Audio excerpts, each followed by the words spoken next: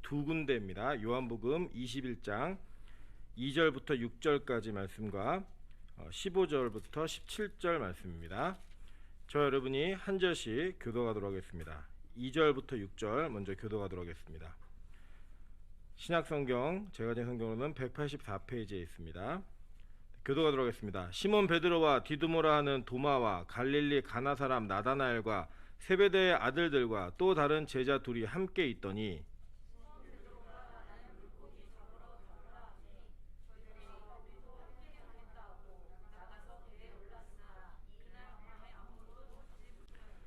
날이 새어갈 때 예수께서 바닷가에 서셨으나 제자들이 예수이신 줄 알지 못하는지라.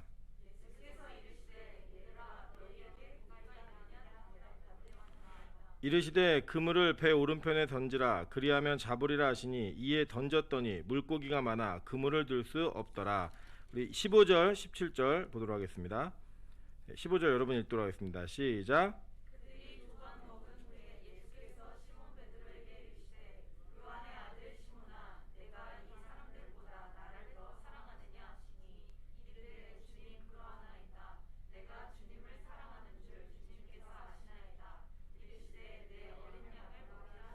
또 두 번째 이르시되 요한의 아들 시몬아 내가 나를 사랑하느냐 하시니 이르되 주님 그러하나이다. 내가 주님을 사랑하는 줄을 주님께서 아시나이다. 이르시되 내 양을 치라 하시고 합독합니다. 세 번째 이르시되 요한의 아들 시몬아 내가 나를 사랑하느냐 하시니 주께서 세 번째 내가 나를 사랑하느냐 하시므로 베드로가 근심하여 이르되 주님 모든 것을 아시오매 내가 주를 사랑하는 줄을 주님께서 아시나이다. 예수께서 이르시되 내 양을 먹이라. 아멘. 네, 우리 주변에 있는 분들에게 이렇게 한번 인사하도록 하겠습니다. 할렐루야. 네. 오늘은 저희 그 가족이시죠? 멀리 계신 가족께서 오셨습니다. 오늘 저희 찬수가 원래 그 잘 아침에는 인사를 잘 안 하는 어린인데 우리 원로 목사님께 배꼽 인사를 하고 용돈을 탔습니다. 오늘 목사님 내려오실 때 여러분 인사를 잘 하시면 목사님께서 여러분 다 용돈 주실 수도 있습니다. 여러분 인사를 좀 잘 올라오실 때 할렐루야 인사해 주셨으면 좋겠고요. 오늘은 또 목사님 지갑보다 말씀의 지갑이 열려서 여러분에게 큰 은혜가 될 줄을 믿으면서 우리 목사님 올라오실 때 우리 할렐루야로 우리 환영하면서 인사하도록 하겠습니다.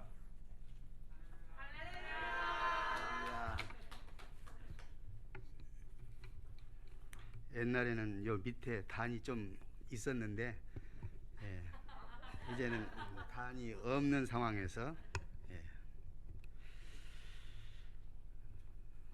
코로나가 많이 힘들게 하지요. 또 여러분과 저의 만남도 좀 줄어들게 만들고 그런데 코로나는 우리들에게 적이 아니라 코로나를 통해서 우리가 어떻게 우리의 생명과 또 이웃 사랑과 배려와 이런 것들을 배울 수 있는 아름다운 기회로 삼아야 할 줄로 압니다. 오늘 10시하고 12시 두 번 말씀을 전해야 되는데 옛날 같으면 같은 본문으로 같이 10시도 하고 12시도 하고 그랬으면 좋겠다는 생각을 했는데 생각해 보니까 또 제가 개인적으로 생각해 보니까 일부 예배에 참여하는 자들이 주로 사역자 중심으로 이루어지고 있는 것을 생각해 볼 때 말씀을 변경을 하는 것이 좋겠다 생각하고 갑자기 말씀을 바꿨습니다. 그러나 하나님은 여러분과 저에게 이 시간 주시고자 하는 메시지가 있다는 사실을 기억하고 하나님의 말씀을 경청하고 아멘 할 수 있기를 원합니다. 요건 벗어야 돼요. 그냥 끼고 하는 거예요. 제가 벗어도 요 주변에 사람이 없으니까 괜찮겠죠? 지금 지난번에는 이렇게 해버린 게 더 낫겠죠? 안 도망가라고 줄까지 정했거든요. 베드로를 주님이 만나 주시고 치유해 주셨다고 하는 말씀 나누었습니다. 오늘은 그 연장선으로 예수님이 베드로를 만나시는데 베드로를 만나신 목적이 베드로의 낙심과 고민과 좌절을 회복시키고 그 자리에 머물러 있지 말고 사명을 감당해라 하는 말씀을 주시는 것입니다. 시몬 베드로라고 할 때 시몬은 과거의 이름이지요. 그런데 이 시몬을 예수님이 일부러 오늘 본문 속에는 강조를 해요. 시몬아, 시몬 베드로야 하고 시몬을 강조하는 것입니다. 그 이유는 과거를 회상하고 이제 과거가 어떤 베드로였는가를 깨닫고 거기에 머물지 말고 이제는 새롭게 주의 사역을 감당해야 되겠다는 말씀하시는 것입니다. 자, 21장 우리는 2절부터 읽었는데 1절에는 무슨 내용이 있었냐면 그 후에 예수께서 디베랴 호수에서 또 제자들에게 자기를 나타내셨으니 나타내신 일은 이러하니라 했어요. 예수님이 자신을 나타내셨다. 어떤 모습을 나타내셨단 말일까요? 부활하신 모습. 제자들이 절망하고 예수님이 우리와 함께 계셨지만은 어쩔 수 없이 예수님은 돌아가시고 우리와 함께 하시지 않는다. 헛달감에서 놓여 있는 제자들에게 예수님이 참 메시아인 것을 보여주시고 나타나셨다. 그 말씀입니다. 그래서 낙심 가운데 있는 베드로와 그리고 다른 제자들 어때요? 그들이 낙심하고 있는 것을 단적으로 무엇을 통해서 보여줘요?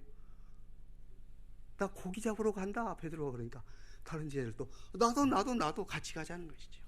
그래서 예수님이 자기들에게 부여해 주신 그동안 말씀해 주신 것들은 깡그리 다 잊어버리고 옛날 고기 잡았던 생각 그 일로 다시 돌아가겠다 하는 것입니다. 그런 제자들에게 예수님이 나타나시고 찾아와 주셨다 그 말씀입니다. 실망 가운데 있는 제자들, 허탈감에 빠져 있는 제자들. 그러나 그날 밤 예수님은 역사를 일으키셨다 그 말입니다. 그날 밤. 이 그날 밤이라고 성경에 그날 밤이랄지 그때랄지 마침이랄지 다 의미가 있습니다. 이건 주님이 섭리하신다는 뜻입니다. 주님이 섭리하십니다. 피곤하고 지쳐있는 제자들. 그런데 예수님이 나타나셨어도 제자들은 예수님인 줄 몰랐다는 것입니다. 자기중심적, 자기 문제에 빠져있는 제자들. 오늘 사람들은 많이 정치적으로나 경제적으로 개인적으로 많이 힘들어하지요. 어떤 사람이 한국이 싫다고 외국으로 이민 가려고 생각을 했습니다. 한국이 이래서 싫고 저래서 싫고 싫다. 그래서 이민 가려고 하는데 우선 돈이 없는 거예요. 그래서 돈 벌어서 가야 되겠다. 열심히 돈을 벌었습니다. 돈을 예상 이외로 많이 벌었습니다. 그래서 이민을 가려고 하는데 갈까요? 안 갈까요? 왜 안 갈까요? 과거는 한국이 싫다고 가려고 했는데 돈이 많이 생기다 보니까 한국이 그렇게 좋더래요. 한국이 이렇게 좋은데 내가 왜 이민 가려고 했는가 하는 거예요. 사람은 다 자기중심적이고 또 환경에 따라서 마음대로 판단하고 생각하고 지치고 그런 모습을 보입니다. 제자들이 지금 예수님이 그동안 말씀하셨던 것은 다 어디 가고 자기들의 형편, 또 예수님이 자기들을 떠났다는 것 때문에 힘들어하고 있었던 것입니다. 예수님은 내 이놈들, 왜 너희들이 그럴 수가 있어? 그러지 아니하시고 그들의 마음을 어루만져 주신 것입니다. 얘들아, 너희 고기가 있느냐? 너희에게 고기가 있느냐? 아니, 고기가 있는 것을 예수님이 몰라서 물었을까요? 성경의 창세기도 보면요, 하나님이 아담에게 아담아 어디 있느냐 물었잖아요. 아니, 하나님 몰라서 물으세요? 예, 다 아시는데 그 물으시는 의도는 지금 어떤 생각에 사로잡혀 있느냐, 무엇에 지금 몰두해 있느냐, 그걸 지적하시는 것입니다. 베드로도 제자들도 고기가 있느냐? 아니, 없는 거 뻔히 알잖아요. 근데 왜 없었어요? 안 잡히니까 없었지. 왜 안 잡혔어요? 고기가 도망가고 그랬어요. 자기들이 그동안 잡는 경험으로 보면 여기다 던져봐도 잘 잡혔고 이쪽에다 던져봐도 잘 잡혔어요. 그런데 그날 밤에는 안 잡혔다니까요. 그런데 하필 그날 밤에 주님이 나타나셨다니까요. 이 섭리하신 하나님, 주님의 모습을 우리는 볼 수가 있는 것입니다. 제자들은 없습니다. 그래, 너희들 고기가 없다는 것은 당연한 거지. 그런데 예수님이 그래, 너희들 고생만 죽게 하고 야 영영 죽겠지? 그렇게 하시는 것이 아니라 그래, 오른편에 던져볼래? 오른편에 던져보렴? 오른편에다 던져보라는 거예요. 그런데 이 말씀도 이들이 생각할 때는 그동안 베드로의 이 마음 속에는 반반이라고 했죠. 지난번에 이 말씀 드렸죠. 의심스러웠어요. 왜? 자기가 예수님보다 더 고기 낚는 데는 선수인데, 예수님이 오른편에 던지라고 해서 예수님 뭐 고기 잡는데 별 도움이 안 되는 분인데 생각을 했어요. 그런데 그날 밤 지쳐있는 베드로와 제자들 한 마리도 잡지 못한 상황 속에서 주님이 오른편에 던져라. 그러면서 뭐라고 했지요? 그리하면 잡으리라. 답이 나왔네요. 그리하면 잡으리라.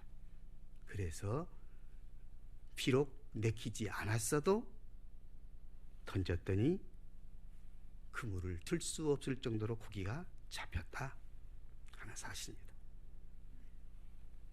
그동안 베드로는 자기의 어부경력이 아무것도 아닌 것을 깨닫게 된 것입니다. 베드로의 자기의 한계성을 완전히 드러낸 것입니다. 자기의 선입견과 자기의 편견과 자기의 경험과 자기의 생각들이 주님 앞에 송두리째 내려놓을 수밖에 없은 것입니다. 그래 던졌습니다. 잡혔습니다. 주님은 찾아와 주시고 만나 주시고 고쳐주시고 회복시켜 주시고 해결해 주시는 주님이시라 말씀하시는 것입니다.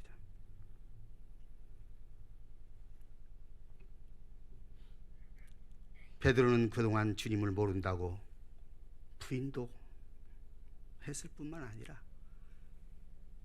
자기 우월감에 묻줄대던 사람이었지 않습니까? 그리고 지금 낙심하고 있는 이 상황에서 주님이 다시 찾아와 주시고 다시 만나 주시고 해결해 주시는 주님, 주님의 사랑을 흠뻑 체험하게 되었습니다.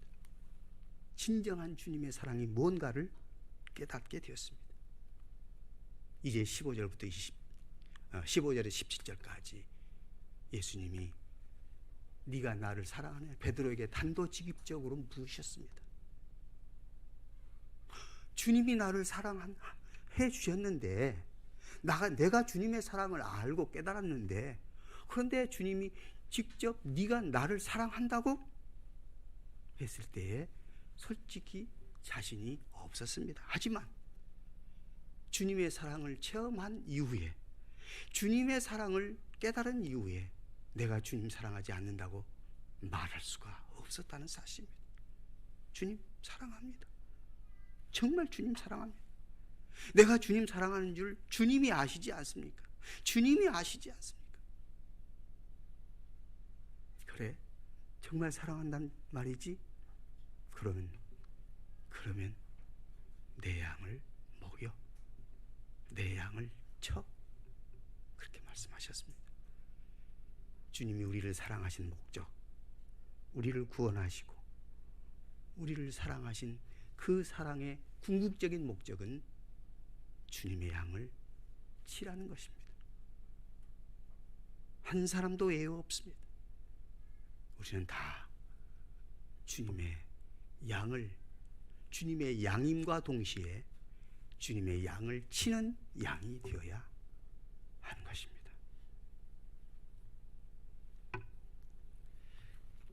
베드로는 주님의 말씀에 거절할 수가 없었습니다. 그리고 주님 사랑을 확인했고 그 사랑을 이제 실천에 옮겨야 한다는 것을 깨닫게 되는 것입니다. 그런데 가끔 사람들은 우리 속에 과거의 상처 때문에, 과거의 다친 마음 때문에 정작 주님의 명령을 따르지 못하는 어리석음이 종종 있기 마련입니다.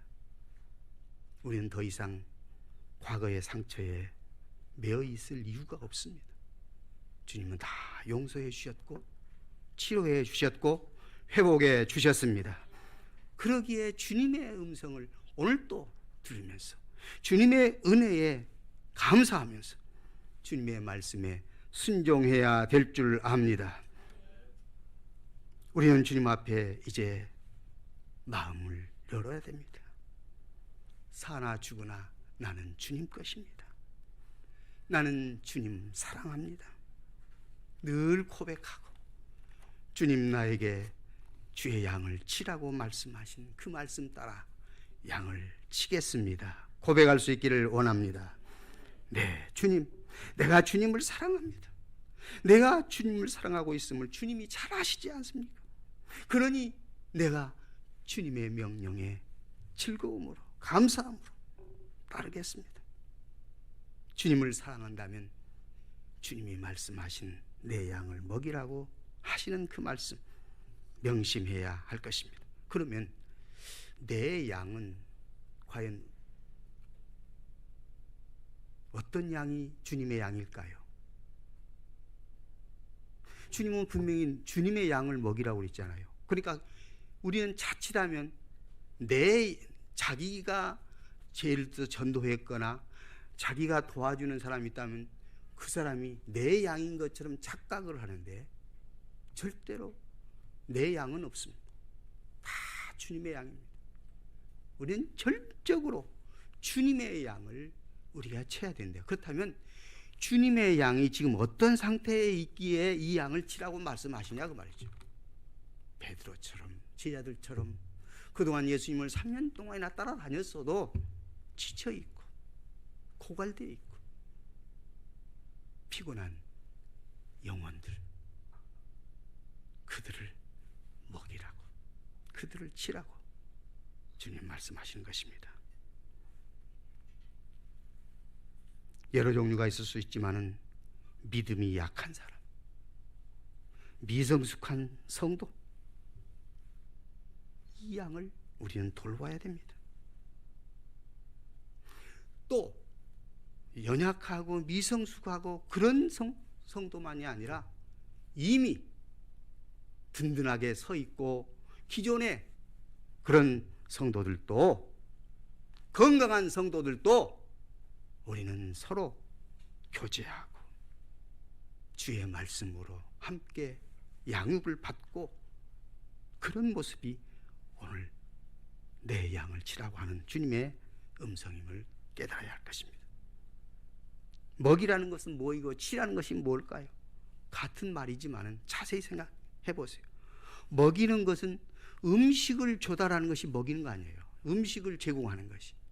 이게 친다는 것은 뭡니까? 돌보는 거죠. 양육하는 데 있어서 먹는 것만이 아니라 입는 것도 가르치는 것도 기타 모든 것들이 다 해당되는 것이 있잖아요. 고로 우리는 먹이고 치고 이 일은 오늘 교회에서 반드시 아름답게 이루어져야 되는데 누가 해야 될 것인가?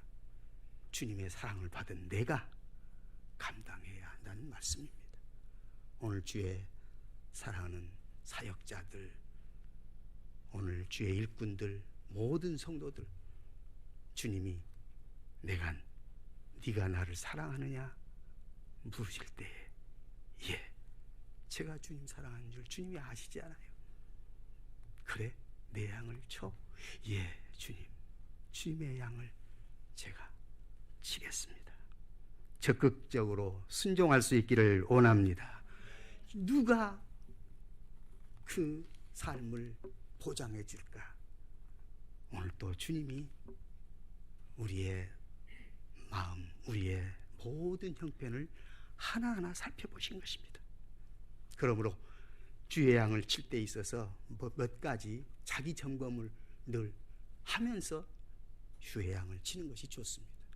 첫째, 나는 주님의 양으로서 기도의 삶이 끊임없이 이루어져야 한다는 사실입니다. 기도는 호흡이라고 우리 말은 많이 들었는데 호흡 안 하면 어때요? 죽지 않아요. 그럼에도 불구하고 우리는 기도하는 것을 소홀히 하고 나는 건강하다? 그럴 수 없다고 말이죠. 오늘 기도하는 삶이 얼마나 소중한가 깨달아야 됩니다. 예수님이 아예 요한복음 16장 24절 이렇게 말씀하셨잖아요. 지금까지 너희가 기도하지 않았으나 기도해라. 그러면 줄 거다. 응답할 거다. 주님 말씀하셨어요. 내 이름으로, 예수님의 이름으로 기도하라는 것입니다.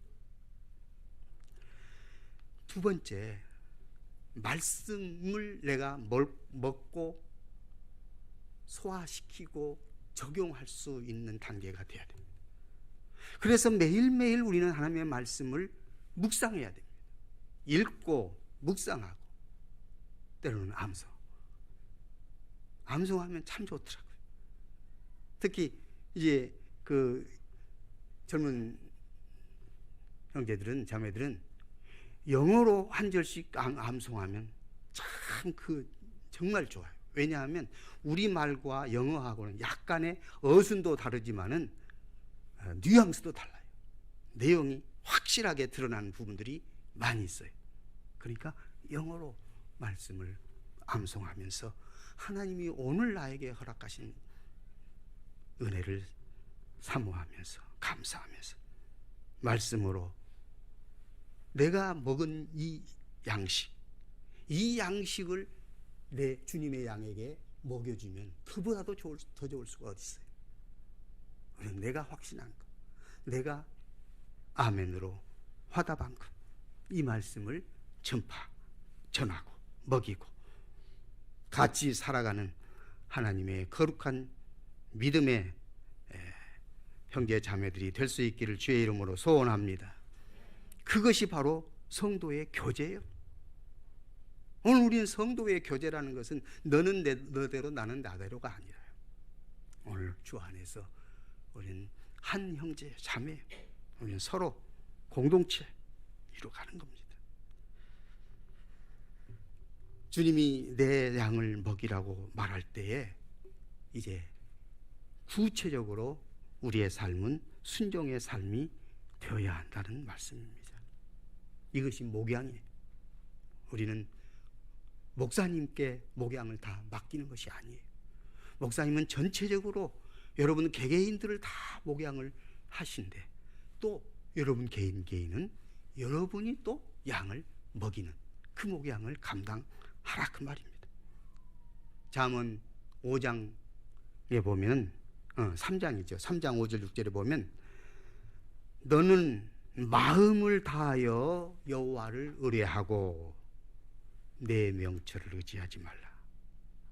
마음을 다하고 여호와를 의뢰하고 자기 얄팍한 명철, 자기의 형편없는 자아, 편견, 경험 가지고 나가지 말고 오늘 범사에 우리 주님을 인정하고 우리 주님의 지도를 받으면서 적극적으로 이 목양에 힘쓰는 오늘 여러분과 제가 되어질 수 있기를 주의 이름으로 축복합니다.